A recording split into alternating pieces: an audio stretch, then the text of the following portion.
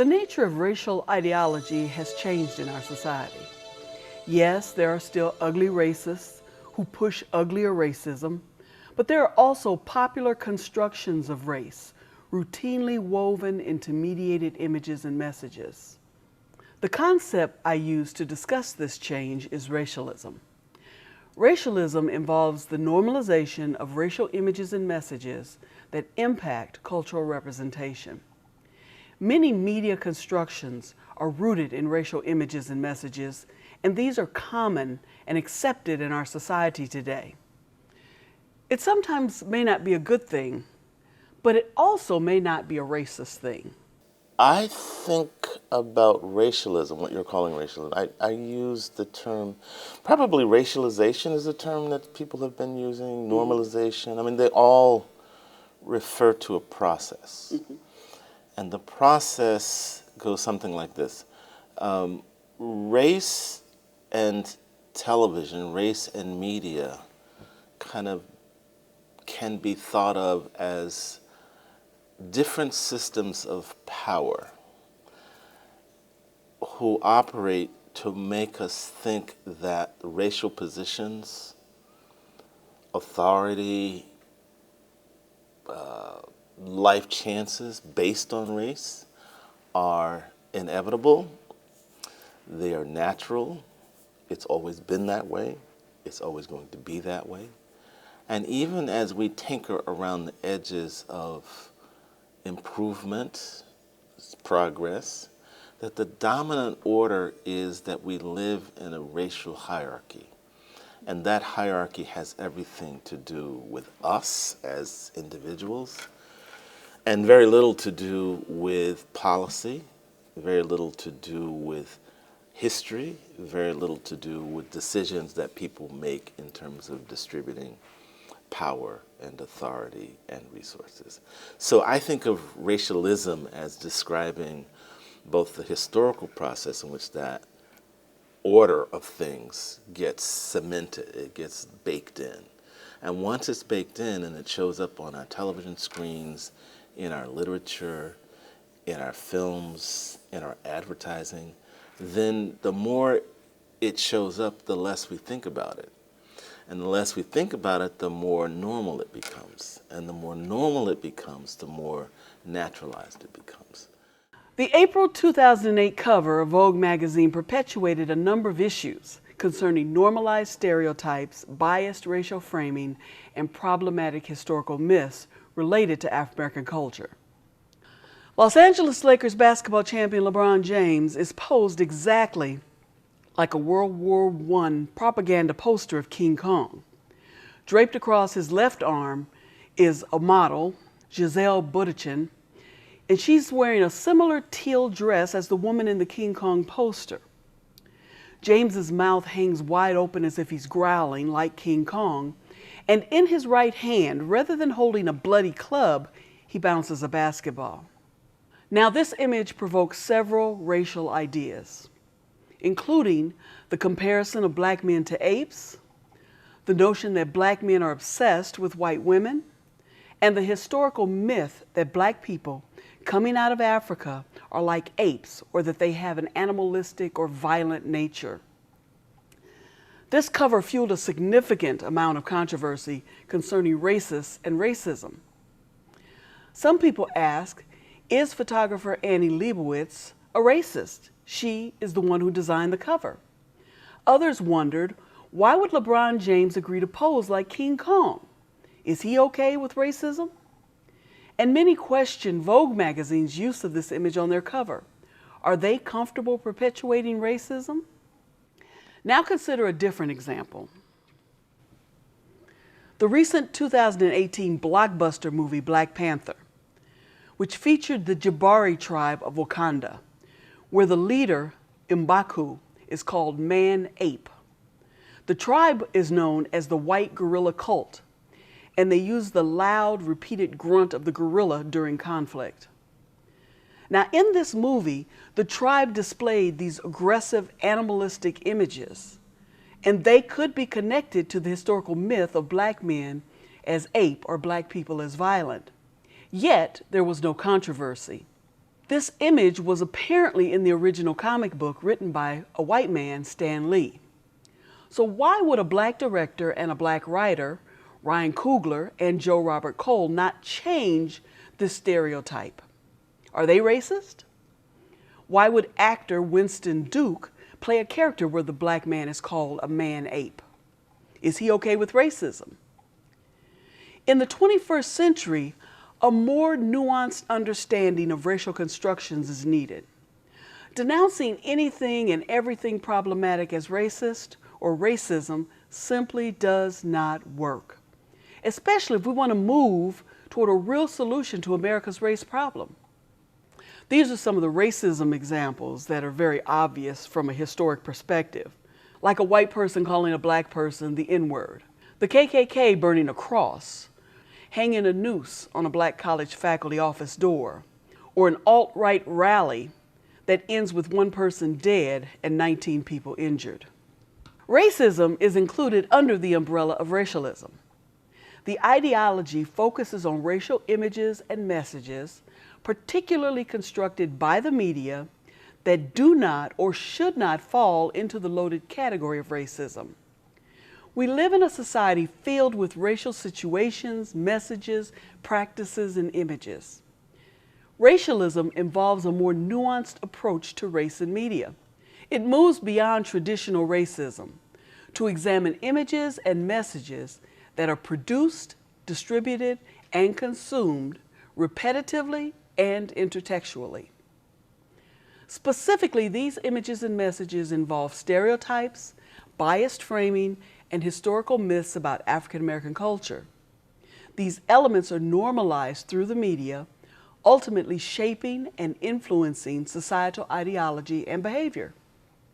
The four areas under the umbrella of racialism are, first, the common use of stereotypical images. In this image, we see an ad for Kool-Aid, where the young black male and the young black female are sitting on the stoop drinking Kool-Aid. And the interesting thing about this image is that the young black male has his foot on a basketball, even though there's no reason for a basketball to be in this shot. They're not on a basketball court. He's not wearing basketball shoes. He may not even play basketball. But somebody in creating this image thought that putting a basketball under his foot would be acceptable, would be normal. And that's a stereotype. It's a stereotype of black males as athletes. So there is no necessary belonging between a basketball and a black male body. It could have just as easily been under her foot because there's the WNBA, right? But also the idea that the basketball and Kool-Aid and black bodies belong in the same frame. Now, I'm not suggesting that the offense is that we ought not acknowledge the ways in which young African Americans can use sports as a route to social mobility. It is the idea that the rest of the frame leaves out any other possibilities. Right? What other possibilities of young adolescent love might we promote in order to sell Kool-Aid? Right? What is the necessary belonging between Kool-Aid, basketball, and the black body? I think that's the real issue. And if you can kind of pull that apart, it seems to me, then we can really get at the ways in which this assembly comes to take on a certain kind of life of its own. It comes to be expected. It comes to be unremarkable. It comes to be, oh yeah, right? And it's the oh yeah that then is, back to your earlier question about the commodification, that's the link to sell the Kool-Aid, right? So the Kool-Aid is already sort of targeted a particular audience, a particular market, a particular demographic, right? Through its simple assembly of these objects that don't belong together, who come together in this frame, and you eliminate the choices that put them together in the frame. That, it strikes me, as the kind of both the subtlety of the ways in which these images are working, but also the power in which they're working too, right? The second example is biased racial framing. And this involves the shaping and creation of black cultural issues in adverse ways. So in the example here, Fox News created an image based on President Barack Obama's 50th birthday party in the White House. And the headline read, "Obama's hip hop barbecue didn't create jobs." Now, of course, we understand that the term hip hop is tied to African American males, and a lot of times it's tied to inner city, ghetto criminals, all the different kind of negativity that comes with being an African American male in relation to hip hop and rap music. Of the 4 African American males in these images, only one is involved in hip hop, and that's Jay-Z. Chris Rock, of course, is a comedian. Charles Barkley is an athlete. And then you have President Obama, who was, of course, President of America at the time. So the interesting thing is that they took these 4 African American males, even though they're in very different positions, and they lumped them under this concept of hip hop barbecue, and they created this negative kind of image in relation to, not creating jobs. I talk in the book about how Fox News uses the specter of scary, militant Black people in order to frighten its audience into consistently watching the channel and not going to other channels that may feature people of color in different ways. And in fact, the core difference between Fox News and other media outlets when it comes to race is that Fox News very poignantly does not believe that systemic racism or prejudice is a problem in American society. And you can see it in the way its leading voices talk about race, from Tucker Carlson to Sean Hannity to Laura Ingraham. And when I wrote the book, its leading voice was Bill O'Reilly, and he was very much the same way about race. And so I have a whole chapter that takes apart why Fox News talks about race the way it does, and how that is really a reflection of its target audience and how they feel about race.